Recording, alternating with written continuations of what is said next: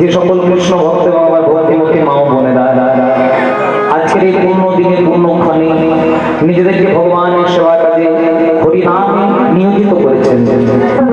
লীলা সংকীর্তন প্রারম্ভে আমি আপনাদেরই বাঁকুড়া জেলা শালতোড়া থেকে আগত অতি সামান্য একজন কীর্তন গায়ক অনুরাগ চ্যাটার্জি এবং আমার ক্ষুদ্র কীর্তন সম্প্রদায়ের পক্ষ থেকে জানাই জাতি ধর্ম বর্ণ স্ত্রী পুরুষ নির্বিশেষে সকল কৃষ্ণ ভক্তের চরণে অনন্ত কৌটি ধন্যবাদ।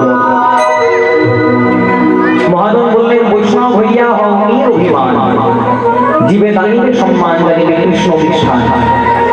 মানুষের সম্মান দিলে সে সম্মান ঈশ্বরে দেবে, এই কথা সর্বশাস্ত্রে গায়।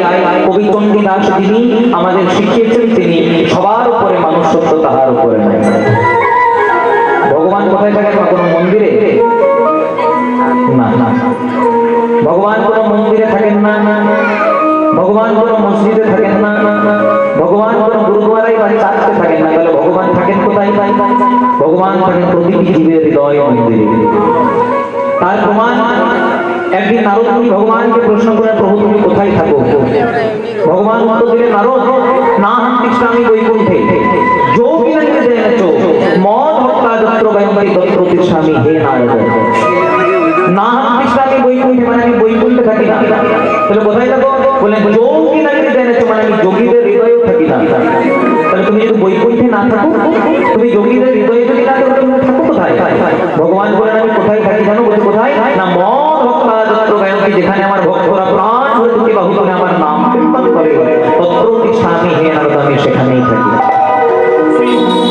তাহলে আপনারা তো বলতে পারেন, ভগবান যদি আমাদের হৃদয় মন্দিরে থাকে, তাহলে আমরা মন্দির তৈরি করি কেন? মন্দির তৈরি করারও কারণ আছে মায়েরা। দেখবেন ঘরের মধ্যে যে বিদ্যুৎ চলাচল করছে, সেটা কোথায় বুঝতে পারবেন? না বোটের মধ্যে যদি প্লাগ দেন সেখানে দেখতে পাবে। তেমনি সব জায়গাতেই ভগবান বিরাজ করছেন, কিন্তু ভগবানের আমরা মন্দির তৈরি করি কেন? কারণ ভগবানকে সেখানে সাক্ষাৎ পাওয়া যায়।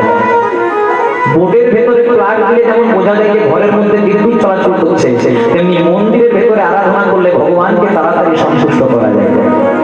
তাই সেই কারণে ভগবানের ভুবন মঙ্গল হরিনাম সংকীর্তন আয়োজন করার জন্য আজ আমরা এখানে এসে উপনীত হয়েছি। তাই চলুন বিশেষ কোনো দেরি করবো না, নিয়ম অনুসারে যিনি সংকীর্তনের পিতা শ্রীমৎ মহাপ্রভু, যার জন্য আমরা গায়ে গা লাগিয়ে জাতি ভেদ প্রথা বাদ দিয়ে একসঙ্গে হরিনামে আনন্দ করছি, তাকে আহ্বান করবো। সবাই মিলে আমার সঙ্গে দুটি বাহু তুলে গাইবেন, আমাদের গৌর এলো রে সোনার নদিয়া।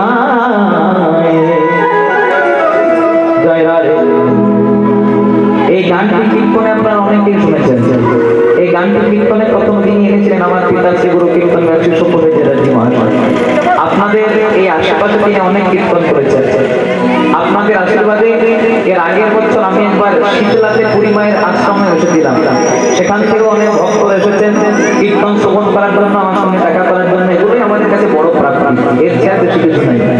হরিবাসরে কীর্তনিয়া বসে আছেন, দেখলেও বোঝা যায় জয় রাধা। গৌরে নরে সোনার নদিয়ায় ওলো ধ্বনি, বাহ হরির ধ্বনি তাই গৌর হরিব, শব্দ শোনা যায় আমাদের গৌরে নরে, গৌরে নরে সোনার নদিয়ায় ওলো ধ্বনি, হরির ধ্বনি শব্দ শোনা যায় আমাদের গৌরে নরে, গৌরে নরে সোনার নদিয়ায় ওলো ধ্বনি, হরির ধ্বনি শব্দ শোনা যায় আমাদের গৌরে, গৌরে নরে সোনার নদিয়ায় ওলো ধ্বনি, হরির ধ্বনি শব্দ শোনা যায় আমাদের গৌরে নরে, গৌরে নরে সঙ্গে নিতাই লোরে, গৌরে নরে সঙ্গে নিতাই লোরে,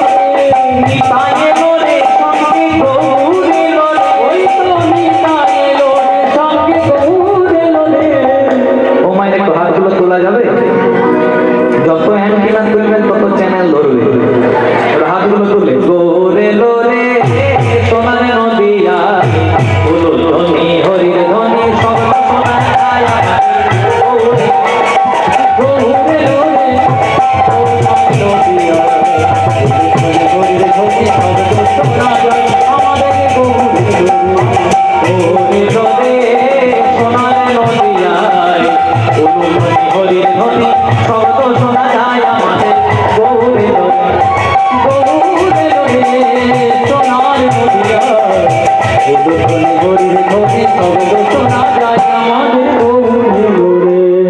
হরি নামে কৃষ্ণ নামে জগৎ মাতায়, হরি নামে কৃষ্ণ নামে জগৎ মাতায়, শান্তি পূর্ণ ডুবু নদে ভেসে যায়, ওই শান্তি পূর্ণ ডুবু নদে ভেসে যায়, গৌরে লোরে সোনার নদিয়ায় ওলো ধ্বনি, হরির ধ্বনি শব্দ শোনা যায় আমাদের গৌরে, গৌরে লোরে সোনার নদিয়ায় ওলো ধ্বনি, হরির ধ্বনি শব্দ শোনা যায় আমাদের গৌরে লোরে, আমাদের গৌরে লোরে সোনার নদিয়ায় ওলো ধ্বনি, হরির ধ্বনি শব্দ শোনা যায় আমাদের গৌরে লোরে। হরে কৃষ্ণ হরে কৃষ্ণ কৃষ্ণ কৃষ্ণ হরে হরে, হরে রাম হরে রাম রাম রাম হরে হরে, হরে কৃষ্ণ হরে কৃষ্ণ কৃষ্ণ কৃষ্ণ হরে হরে, হরে রাম হরে রাম রাম রাম হরে হরে, হরে কৃষ্ণ হরে কৃষ্ণ কৃষ্ণ কৃষ্ণ হরে হরে, হরে রাম হরে রাম হরে হরে, হরে কৃষ্ণ কৃষ্ণ কৃষ্ণ হরে হরে, হরে রাম হরে রাম রাম রাম হরে হরে, হরি বল হরি বল হরি বল হরি বল হরি বল হরি বল হরি বল হরি বল হরি বল হরি বল। জয় ধ্বনি দেবেন মা, বলো বলো শ্রীকৃষ্ণ চৈতন্য মহাপ্রভু কি। আরেকটু জোরে হবে কি? হবে? হ্যাঁ জোরে দিতে হবে। জগৎগুরু নিত্যানন্দ প্রভু কি, মহাদেব দ্বৈতাচার্য প্রভু কি, পরম বৈষ্ণব শ্রীবাস প্রভু কি, রাধা সরস্বতী গদাধর প্রভু কি, আপন আপন পিতা মাতা কি, নিজ নিজ গুরুদেব কি। কীর্তন ভালো লাগছে? খুব সুন্দর জায়গাতে আছে, খুব মন দিয়ে শুনতে হবে।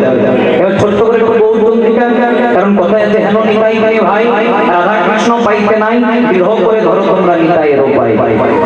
মানে প্রথমে নিতাই গৌরের পাদ পদ্ম আস্বাদন করতে হয়, নিতাই গৌরের পাদ পদ্ম আস্বাদন করলে তবে ব্রজে বা বৃন্দাবনে যাওয়া যায়।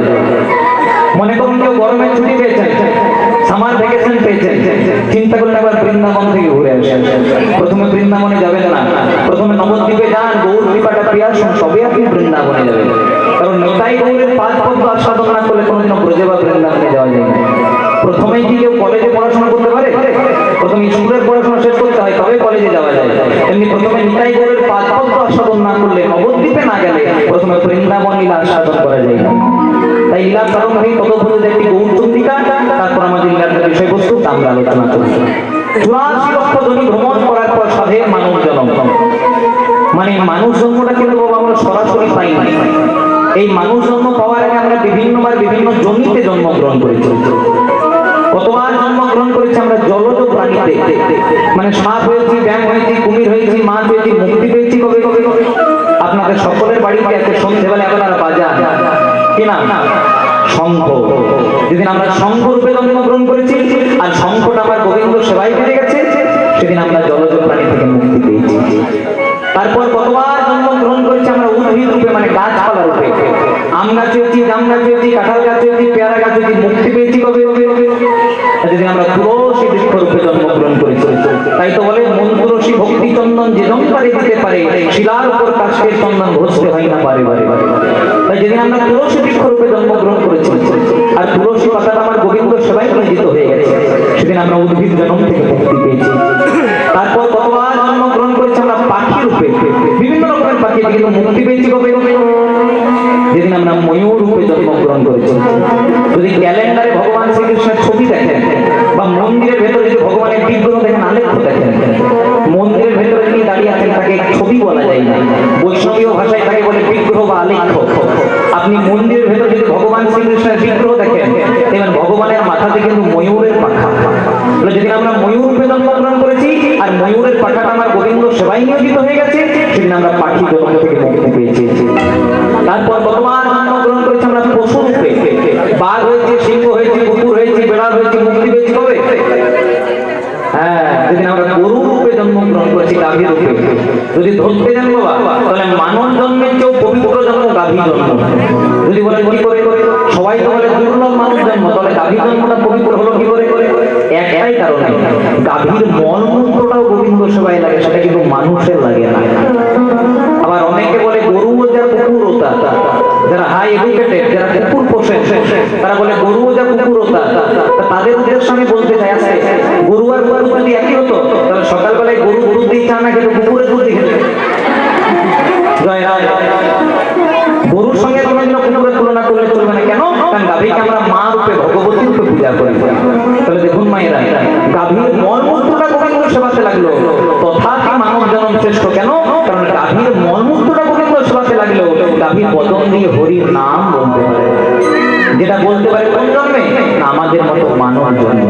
তাই তো মহাজন বলেন, কৃষ্ণ ভরিবার করে সংসারে চাইনো, মিছে মায়ায় মত্ত হয়ে বৃক্ষ সম হইল। ভগবান এত ভালো একটা বদন দিল হরি বলার জন্য, কিন্তু হরিনাম করলাম মায়েরা। যদি ফাঁকা জায়গায় বসে থাকি, 100% লোকের মধ্যে 10% লোক হরিনাম করে আর 90% লোক পরের নিন্দা